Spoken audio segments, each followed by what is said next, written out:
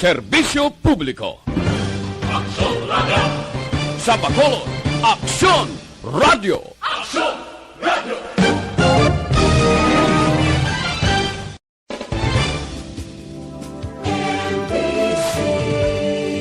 Manila Broadcasting Company. Sa balita, komentaryo, isyu, serbisyo. Magadulong sa inyo sang mga nagapanguna nga balita luka, national, international, sports, kag entertainment. Aksyon! Balita Evening Edition. Kag karon ang inyong news team. Una sa balita, una sa aksyon. Mayong gabi syudad sa Bacolod, Western Visayas, kag bugos nga Pilipinas. Welcome na sa pangalagad sang Aksyon na Balita Evening Edition. Karon nga daw Martes, Desyembre 28, tuig 2021. Makitan kita live sa mga official Facebook page kag sa YouTube channel ang Aksyon na Radyo Bacolod, kag mabatian pagi sa www.aksyonradyobacolod.com.ph. Kaming inyo mga tagbalita. Aksyon and Defensor. Kag Aksyon Dale Salazar para sa mga headlines sa una kita sa mga balita lokal. Duha ka dalagong barangay sa Bacolod City gina-discourage ang pagpalupok. Negros Occidental, hilway pa sa outbreak sa Palamatian, bangod sa Baguio, Odette. Sa balita national, DepEd nagakinhanglan sang masobra 3 bilyones pesos sa pagpatukod sang naguba nga mga classroom. DOH may pathag angot sa pagdula sang COVID-19 case bulletin sa masunod nga tuig. Detalye sang mga balita lokal pagkatapos gid lamang sini. Ang elementary nga evacuation center na concerned in baha man. Uy! Kasi pinagaman-amat kumansaka ang tubig. Actually, ko po Medyo mataas na ang tubig. So, ulat nato nga pagsuwat nga ng traffic to or nag-traffic dito sulod ang mga continuous rain ang isang sa factor sa pagsaka sa sining tubig sa subong. Hunyo 4, 2021, sang formal ay ginanunsyo sa pag-asa ang panahon sang tig-ululan o rainy season sa Pilipinas. Gani, lauman ang maulaling nga panahon umpisa subong tugtog Nobyembre 2021. Ang Pilipinas sa mayroon sang early warning system para mahibaluan ang lakat sang panahon. Gani, wala sang rason nga hindi kita makapreparar karon ni rainy season. Yari ang ilang mga action tips nga dapat mo may baluan karon nga panahon sang tig-ululan. Kung nagapuyo sa lugar nga masami ginabaha, mag-monitor sa balita para sa anunsyo sang pag-asa sa lakat sang panahon. Isa sa pinakapos nga pamaagi para malikawan nga magsulod ang baha sa balay among paggamit sang sandbag. Ang sandbag ang isa ka sako nga may unod nga balas nga pwede ibutang sa pertahan upon ginaagyan sang tubig para temporaryo nga makontrol ang pagsulod sang tubig sa inyong nga balay. Antes naman ng rainy season, dapat nakapreparar ka na sa pagkaon, flashlight, pito, kandila, hygiene kit, power bank, transistor radio, importante nga mga dokumento, kag iban pa nga kinahanglanon. Ini ang dapat isulod sa go bag nga dapat ibutang sa isa ka lugar nga mapus kuhaon sa tion nga kinahanglan nga mag-evacuate. Sa tion sa pagbaha, dapat butangan sang tape ang saksakan sang mga outlet kag ibutang sa mataas nga mga lugar ang appliances. Kunyara sa evacuation center, dapat man nga ipatuman ang minimum health protocol, face mask, face shield kag social distancing batok sa COVID-19. Sa panahon sa tig-ululan, dapat man proteksyonan ang ikaayong lawas batok sa nila ka mga masakit, kang isang dengue, leptospirosis, cholera, typhoid fever, hepatitis A, influenza, kag iban pa. Nagpanugyan man ang DOH kay pabili ng proper hygiene kag mag-inom sang limpyo nga tubig. Lutuon sang husto ang pagkaon para malikawan ang contamination. Maghugas sang kamot antes kag pagkatapos sang kaon kag matapos nga mag-usar sang banyo. Likawan man ang paglangoy o kon pagtubog sa baha. Kini sa Aksyon Dale Salazar para sa Action Tips nga nagapahanundong nga maghalong sa tanan nga tion. ang elementary nga evacuation center na concern din baha man. Uy. Kaya Dati ginagaman apat pumansaka ang tubig. Actually, ikaw po Hindi mo medyo mataas na ang tubig. So, ulat natin nga Pagsiwat nga ng traffic to or nag-transit dito sa sulod, ang Mang continuous range ang nag-isang ka factor sa pagsaka sa sining tubig sa subong. Hunyo 4 2021, sang formal na ginanunsyo sa pag-asa ang panahon sa tig-ululan o rainy season sa Pilipinas. Gani, lauman ang maularing nga panahon umpisa subong tugtog Nobyembre 2021. Ang Pilipinas sa mayar sang early warning system para mahibaluan ang lakat sang panahon. Gani, wala sa rason nga hindi kita makapreparar karon ni rainy season. Yari ang pila ka mga action tips nga dapat mo may baluan karon nga panahon sang tig-ululan. Kung nagapuyo sa lugar nga masami ginabaha, mag-monitor sa balita para sa anunsyo sang pag-asa sa lakat sang panahon. Isa sa pinakapos nga pamaagi para malikawan nga magsulod ang baha sa balay, among paggamit sang sandbag. Ang sandbag ang isa ka sako nga may unod nga balas nga pwede ibutang sa pertahan o kung ginaakyan sang tubig para temporaryo nga makontrol ang pagsulod sang tubig sa inyong nga balay. Antes naman ng rainy season, dapat nakapreparar ka na sa pagkaon, flashlight, pito, kandila, hygiene kit, power bank, transistor radio, importante nga mga dokumento, kag iban pa nga kinahanglanon. Pili ang dapat isulod sa go bag nga dapat ibutang sa isa ka lugar nga mapus kuhaon sa tion nga kinahanglan nga mag-evacuate. Sa tion sa pagbaha dapat butangan sang tape ang saksakan sa mga outlet kag ibutang sa mataas nga mga lugar ang appliances. Kunyara sa evacuation center, dapat man nga ipatuman ang minimum health protocol, face mask, face shield kag social distancing batok sa COVID-19.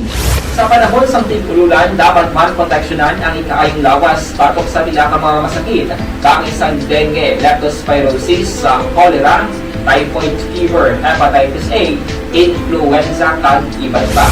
Nagpanugyan man ang DOH kay pabili ng Aksyon Radio Philippine Standard Time las 6:12 kagkaron sa detalye na sang mga balita lokal. Gina-discourage sang duwa ka dalago nga barangay sa Bacolod City ang pag-usal sang palupok sa pagsug-alaw sang bagong tuig. Ang barangay Mandalagan ang isa sa mga lugar sa Bacolod nga may pinakadamo nga designated community firecracker display area nga mayara sang 5. Sa interview sa Aksyon Radio Bacolod, ginpahag ni punong barangay Arturo Pareño nga pisar nga pwede ang pagpalupok pero iya gina-discourage ang mga pumuluyo. Ginpathag ni Pareño nga ang kwarta nga inugbakal sa palupok ang mas maayo nga igasto sa iban nga butang, ang isang pagkaon o konbulong. Ginpahag naman ni Kapitan Rodolfo Pico sang barangay Mansilingan nga kada tuig jutay lamang ang mga tawo nagapadulong sa lugar nga pwede palukpan. Si Pico ang naga-discourage man sa pag-usas sang palupok sa pagsugalaw sang bagong tuig. Hagsuno sa iya, mas mayo na lamang nga magpagahod sang trompa sang sa palupok. Sa record sa Bacolod City Police Office, ang Mansilingan ang may isa ka firecracker display area sa area sang Mansilingan Playground.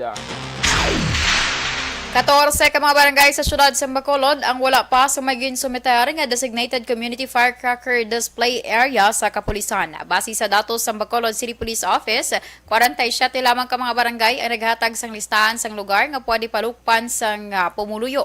Sa datos, wala sang DCFDA ang barangays 9, 11, 13, 15, 16, 21, 22, 24, 25, 29, 32, 36, 38 kag 39. Ginpahayag naman ni punong barangay Joseph de los Santos ang barangay 16 na may isa sila ka DCFDA sa kilid sang opisina sang senior citizen sa ilang barangay. Pero suno kay De Los Reyes nga base sa iya obserbasyon, hindi tuman kadako ang nagapalupok o kung kadamo ang nagapalupok subong nga holiday season bangod sa damlaglang paglaslas ni Bagyo Odette kag problema sa pinansyal. Sa iban nga balita lokal, wala pa sang may na-monitor nga outbreak sang balatian ng Provincial Health Office sokon na PHO sa mga lugar nga nahalitan sang Bagyo Odette.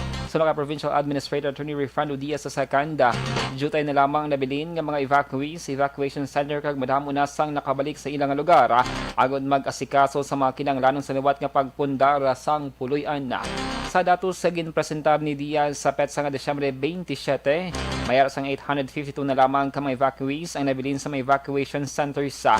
Ini ang ginalakipan sang 300 sa may Candoni, sa may Banwas ng Ilog may 225, sa may syudad sang Sipalay 181, Lakas Gana may 84, Kabangkalan may 34, Sagay nga may 28.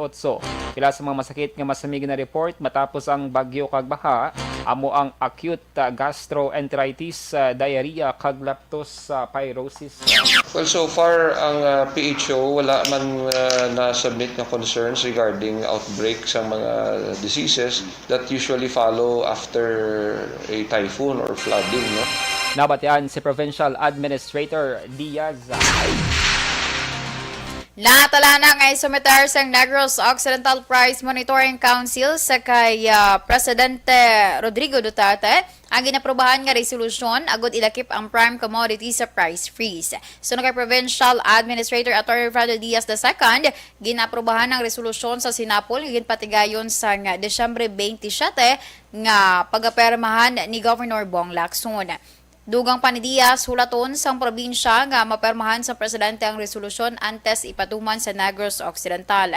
Sa EO ni Governor Lacson nga nagadeclare sang state of calamity, automatic nga ginpatuman ang price freeze sa mga basic necessities apang wala malakip ang prime commodities. Suno kay Diaz, ilakip man sa price freeze ang generator sets, refilling stations kag building materials.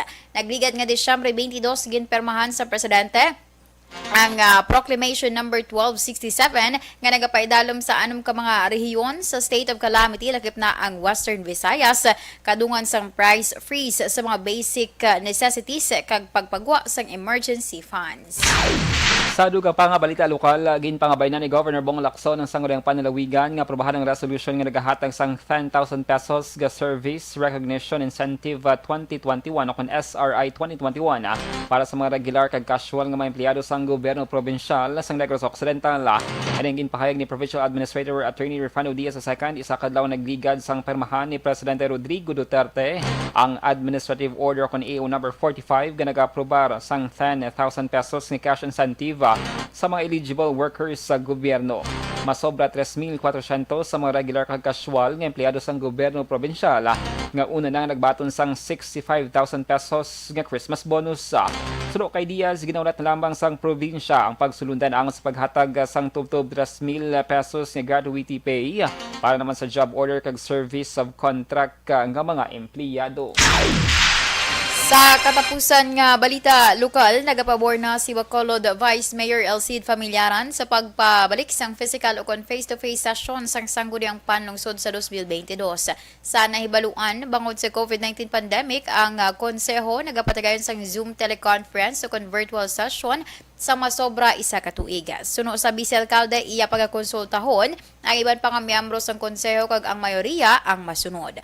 Dugang pa sa Vice Alcalde, mayoriya sa mga konsehal ang nagapangabay kung mahimo padayuno na lamang ang virtual session. Buwas Desyembre 29 ang katapusan nga sesyon sang konseho subong nga 2021. Ginpayag man ni Familiaran nga wala naman sang dalagko nga mga agenda nga pagatalakayon ang konseho. Una sa balita, una sa aksyon. Aksyon Radio Philippines Standard Time, las 6:18, TTX 500 kapsul mga ka-aksyon sa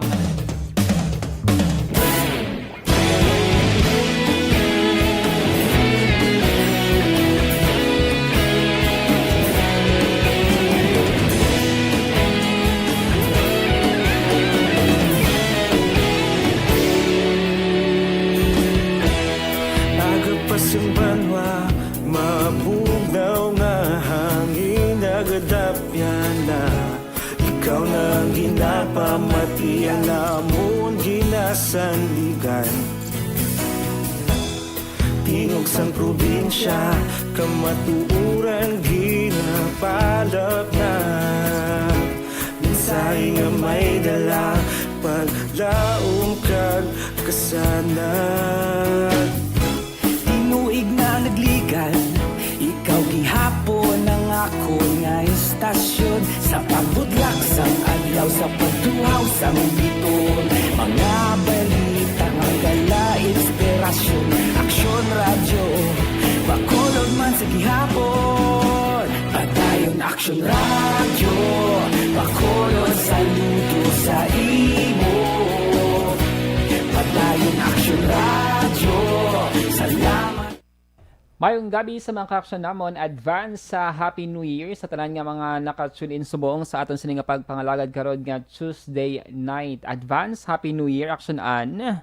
Kag syempre congratulations sa tanan nga mga nagdaog sa amon nga mga pag-giveaway ni Aksyon an Defensor. Ginagmay nga mga papremyo pero Aksyon an damo balang nalipay bisan load lang ang ginapanghatag naton nga mga premyo. Syempre imo lipay-lipay gito ya kaysa gito ya ka basket. Like ang mga winners action may naka-claim na action ang tanan sa imo. Ang duwa nag-claim na ang isa nga taga Cadiz dula pag sa ka message liwat sa akon. Try mo siguro repost. Ko si iya. Siya to si Carla. Si Carla. Agoncillo? Oo. Feeling ko lain to lain man tong siya to. Siya to. Tong may emoji nga damo-damo ang Christmas. Sige. Wala pa siya ka tawag ni ka-reply or ka-message liwat sa akon kung ano ang way para nga mapadala ang iya nga dapat supposed to be is Christmas niya to Yes. Christmas preparation, di ba?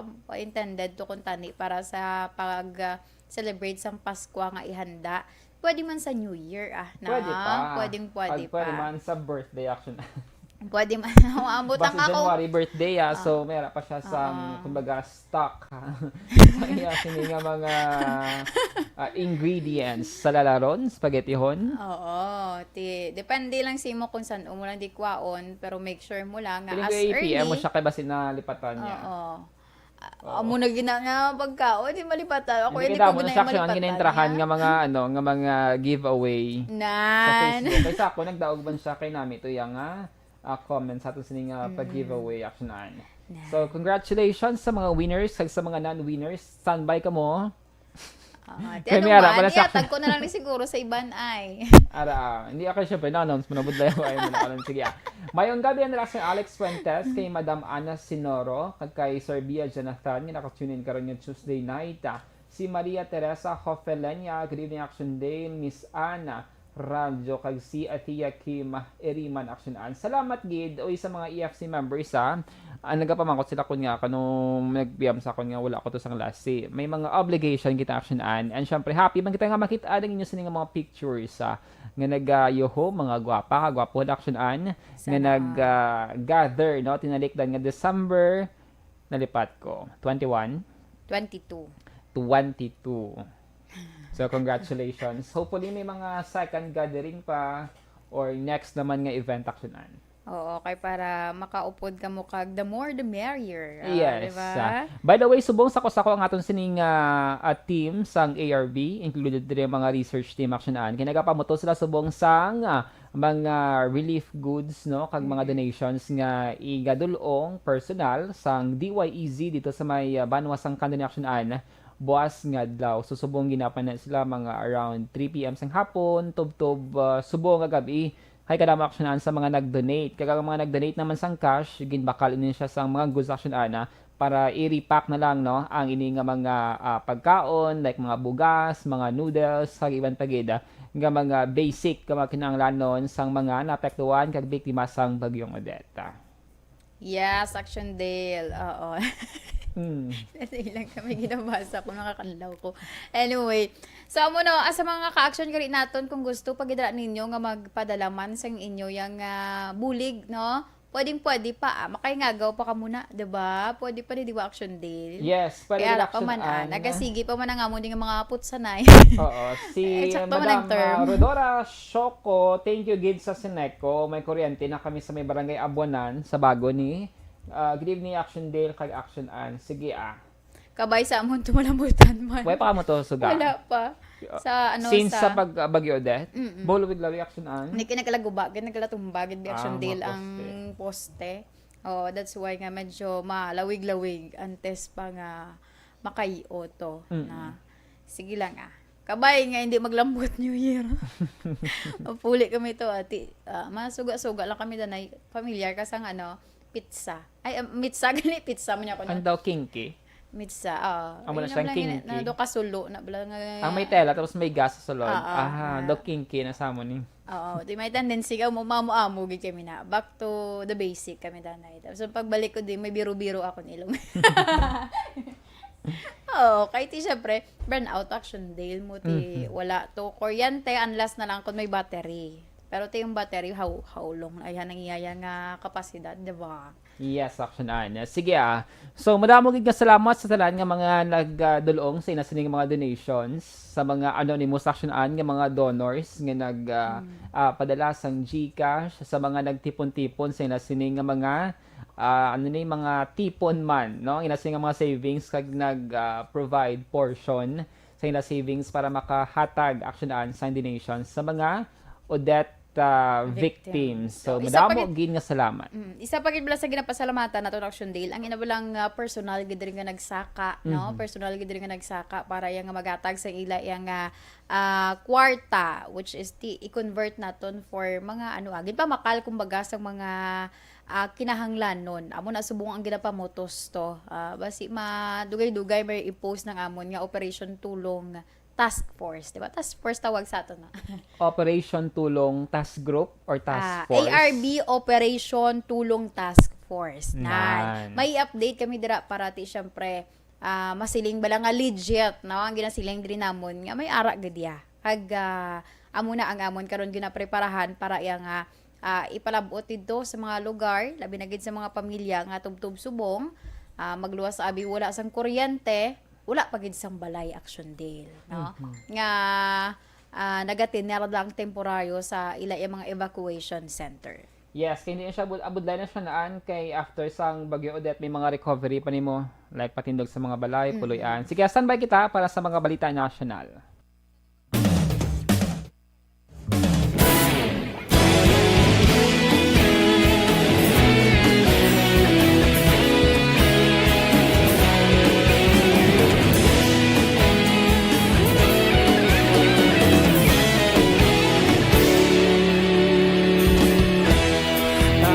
Ang banwa, mabugnaw nga hangin nagadapyan na ikaw nang ginapamatian namon ginasandigan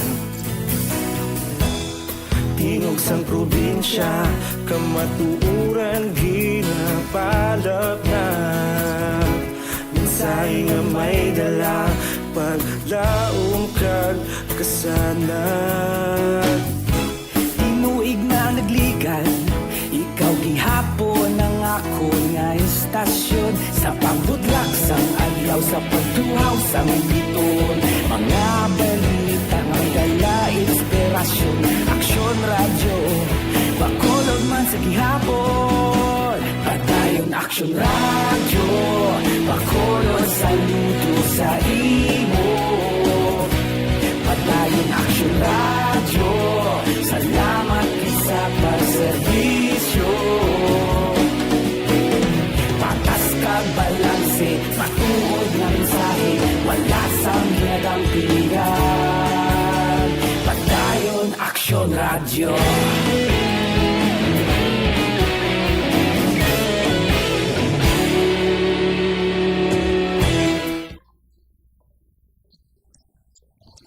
Kagkaroon sa detalye na sang mga balita national. Ginpahayag sang Department of Education nga nagakinahanglan sang 3.37 billion pesos para kayuhon ang masobra 2,000 ka mga classroom nga nahalitan na sang Bagyo Odette. Sa public briefing subong nga daw ginpahayag ni Education Secretary Leonor Briones nga base man sa datos 1,086 ka mga classrooms ang totally destroyed samtang 1,360 naman ang may damage.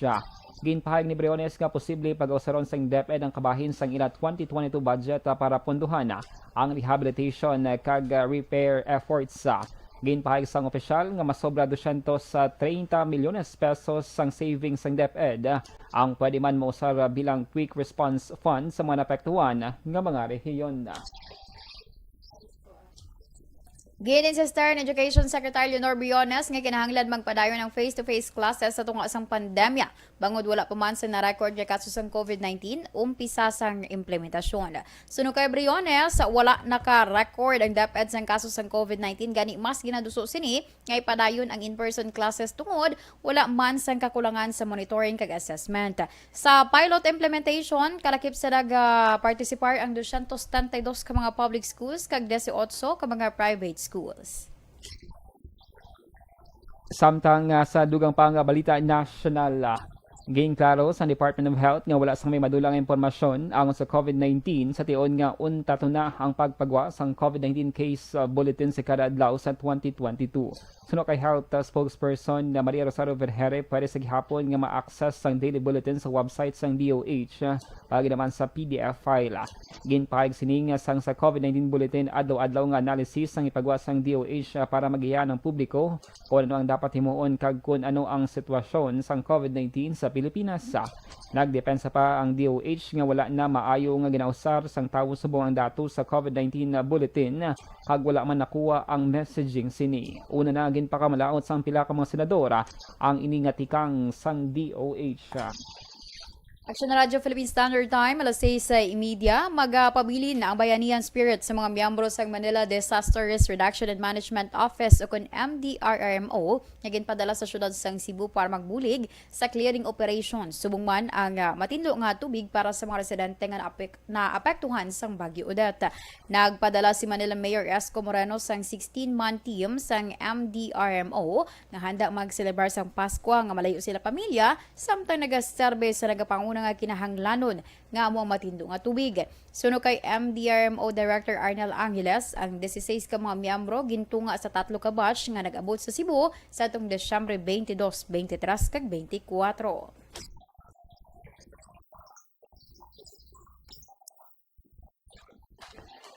Action Radio Philippine Standard Time, las 6:31, inyo nabatian ang kabugusan nga mga balita sa Action Balita Evening Edition. Karon nga adlaw Martes, Desyembre 28 tuig 2021.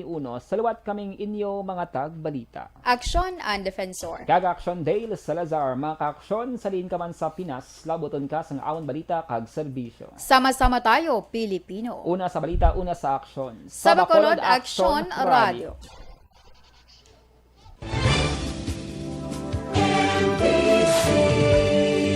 Manila Broadcasting Company. Sa balita, komentaryo, issue, serbisyo publiko. Aksyon Radio! Sa Bacolod, Aksyon Radio! Aksyon Radio!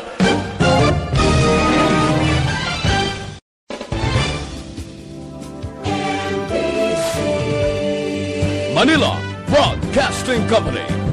Sa balita, komentaryo, issue, serbisyo publiko. Aksyon Radio! Sa Bacolod, Aksyon Radio! Aksyon Radio!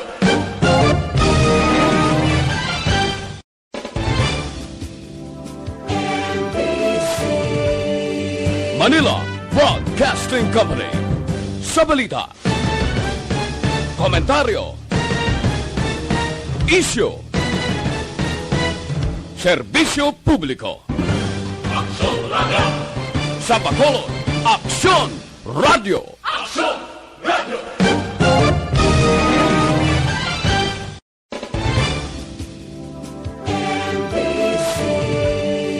Manila Broadcasting Company.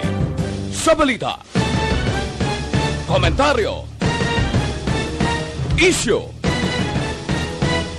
serbisyo publiko. Aksyon Radio!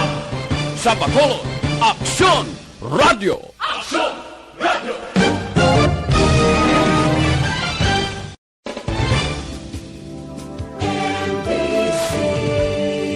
Manila Broadcasting Company.